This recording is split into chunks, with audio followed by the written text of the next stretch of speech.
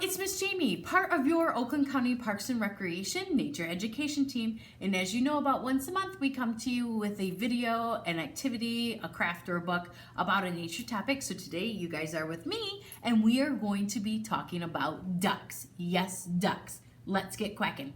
In Michigan, we have over 20 different species of duck, and there are over 100 different species of duck worldwide. Now, ducks are birds, and they're referred to as waterfowl because they spend most of their time around a large body of water: ponds, lakes, rivers, streams, marshes, etc.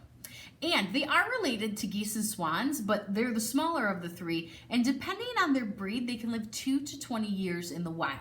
Now, when we talk about ducks, we refer to male ducks as drakes, we refer to female ducks as hens, and we refer to baby ducks as ducklings. Now, when there's a group of ducks, there's lots of names that they can be called. Sometimes it's a team of ducks, a raft of ducks, a paddling of ducks, just to name a few. Now, male and female, or drake and hen ducks, do look different. Take a look at this photo. This is a photo of a pair of male ducks. If you look at the female, she's the one that's more dull in color. She doesn't have a lot of colors on her, lots of browns, lots of tans, lots of white. This is because it's her responsibility to sit on the eggs and to hide from any predators. So she wants to be able to camouflage into her surroundings. That's why she's the dull color. Versus the male, or the drake, who has the bright colors, that bright, beautiful green head. He is the one that has those bright colors for a reason. He uses those bright colors to attract a female. Now, ducks look for partners in the winter time. So the male attracts the female with those bright colors. From there, they go find a spot for their nest, and then the female is in charge of building the nest out of grasses and reeds, or sometimes it's a hole in a tree. All the while, the male is guarding that spot from any other duck couples that may come around. Once the nest is ready, the female will lay about 5 to 12 eggs, and there she'll sit on them to keep them warm until they hatch about 28 days later. Now, once her ducklings are born, she'll keep her brood of ducklings, or her group of ducklings, together to help protect them, because raccoons, hawks, turtles, large fish, even snakes can all eat those ducklings. In about 5 to 8 weeks after they hatch, those ducklings are ready to fly. Now, ducks are omnivores, which means they eat both plants and animals, and they can find food on land and in the water. So ducks will eat grubs, they'll eat worms, they'll eat smaller fish, they'll eat salamanders, they'll eat insects. Anything that they can find, they just like humans and all living things, ducks have adaptations to help them thrive into their environment. And these adaptations help them to swim, stay safe, and stay fed. Now, the number one thing on a duck's mind is food. And since they can't go to the grocery store or call a pizza for their next food, they need an adaptation that helps them get food quickly and easily. And that would be their bill, or their beak. Now, different ducks have different bills, different shapes and sizes, and it all depends on a duck's diet. The northern shoveler has a big, wide, shovel-like bill that allows them to scoop up the tiny organisms that they eat from the surface of the water.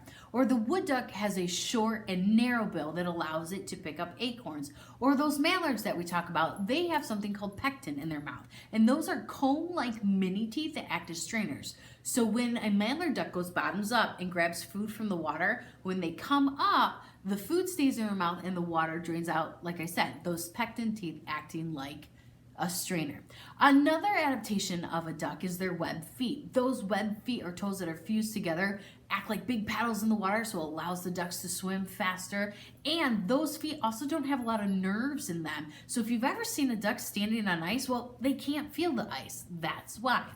And another adaptation that the duck has is oil-proof feathers. There is an oil gland near the tail of the duck, and you can see the duck spreading the oil around their feathers. That's called preening, and what that does is it spreads the oil around, making their feathers waterproof, so they can swim in the water and not get their feathers soaked and wet.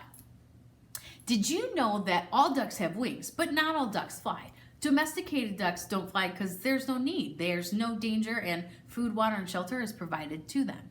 And ducks have more to say than just quack. Well, yes, some ducks quack. There are other ducks that hoot, whistle, coo, grunt. Ducks have a lot of different things to say. Now, my friends, let me tell you about one of Miss Jamie's favorite ducks.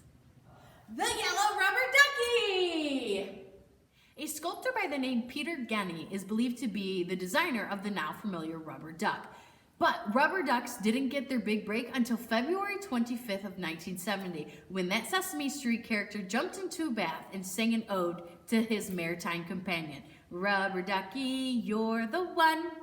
Now, did you know that rubber ducks are actually helping scientists? It's true. In 1992, 3 containers containing over 28,000 yellow rubber ducks spilled into the Pacific Ocean. And from there, they washed up on shores of England, South America, Australia, and Canada. They're even washing up on shores today. Well, oceanographers are studying them to help them learn about waves and ocean currents.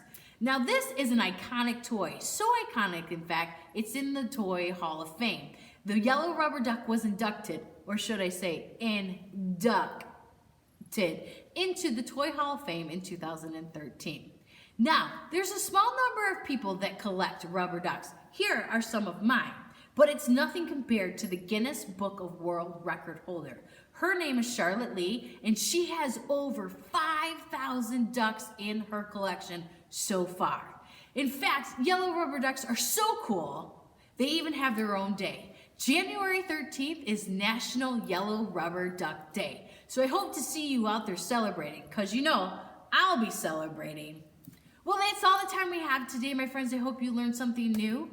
And as always, go to oaklandcountyparks.com or any of our social media platforms to learn about the upcoming events at the nature centers. Until next time, this is Miss Jamie saying get out and explore, because adventure awaits.